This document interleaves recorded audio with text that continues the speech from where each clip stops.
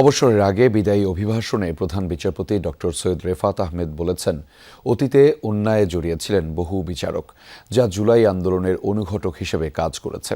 পদোন্নতির জন্য রাজনৈতিক পদলেহন থেকে বিচারকদের বিরত থাকার আহ্বান জানিয়েছেন প্রধান বিচারপতি।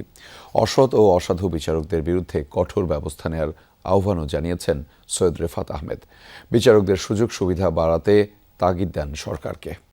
নতুন ব্লেন্ডে আরো রিচ অ্যারোমায় সেলন ফ্যামিলি ব্লেন্ড টে। ছাত্র জনতার অভ্যুত্থানের ৫ দিন পর পদত্যাগ করেন তৎকালীন প্রধান বিচারপতি ওবায়দুল হাসান সহ আপিল বিভাগের ৫ বিচারপতি। আমি সৈয়দ রেফাত আহমেদ। এরপর ১১ আগস্ট প্রধান বিচারপতি হিসেবে শপথ পড়েন সৈয়দ রেফাত আহমেদ। কর্তব্য পালন করিব। প্রধান বিচারপতি হিসেবে তার ১ বছরেরও বেশি সময়ের দায়িত্বে বিচার বিভাগে এসেছে আমূল পরিবর্তন। তার হাত ধরেই বিচার বিভাগের দীর্ঘদিনের আকাঙ্ক্ষা পৃথক সুপ্রিম কোর্ট সচিবালয়ের যাত্রা শুরু হয়। দেশের ২৫তম প্রধান বিচারপতি হিসেবে ২৭ ডিসেম্বর অবসরে যাচ্ছেন সৈয়দ রেফাত আহমেদ।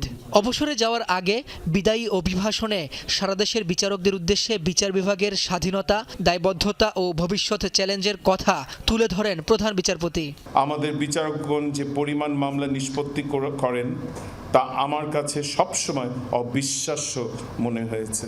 অভিভাষণে প্রধান বিচারপতি বলেন, বিচার বিভাগকে জনগণের দ্বারপ্রান্তে নিয়ে যাওয়া, মামলার জট কমানো সহ ন্যায় বিচারের মাধ্যমে শক্তিশালী বিচার বিভাগ প্রতিষ্ঠাই ছিল তার মূল লক্ষ্য।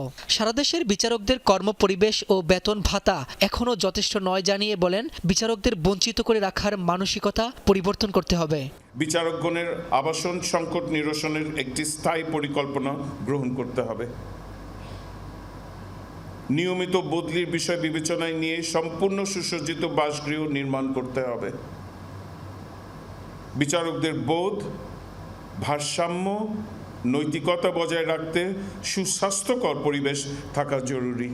প্রধান বিচারপতি বলেন, অনেক বিচারক অন্যায়ে জড়িয়েছিলেন, যা জুলাই আন্দোলনের অনুঘটক হিসেবেও কাজ করেছে। পদোন্নতির জন্য রাজনৈতিক পদলেহন থেকে বিচারকদের বিরত থাকার আহ্বান জানান তিনি। যে বিভিন্ন রাজনৈতিক পর্বে বিচার বিভাগ অসাংবিধানিক ক্ষমতা, অপশাসন ও রাষ্ট্রীয় কপট কৌশলের অঘোষিত সহযোগী হিসেবেও পরিগণিত হয়েছে।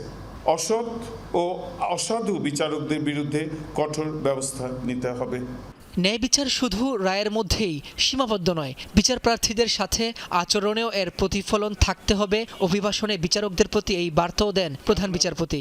যোগ্যতার ঘাটতি ও মনের সংকীর্ণতা নিয়ে আপনি নির্বাহী বিভাগ ও আইনসভার অন্যায্য কর্তৃত্বের মোকাবেলা করতে পারবেন না। বাংলাদেশের জনগণের বিচার বিভাগের কাছ থেকে কি প্রত্যাশা আর কোথায় তাদের হতাশা তা না বুঝে সংস্কারের কোনো রূপরেখায় চিরস্থায়ী হওয়ার কথা নয়। বিচার বিভাগ ও দেশের প্রতি বিচারকদের দায়বদ্ধতার কথা স্মরণ করিয়ে দিয়ে অভিভাষণ শেষ করেন সৈয়দ রেফাত আহমেদ। এই পদক্ষেপগুলোর স্থায়িত্ব নির্ভর করবে আপনাদের নীতি ও দায়িত্ববোধের উপর। রাব্বি হোসেন, যমুনা নিউজ, ঢাকা।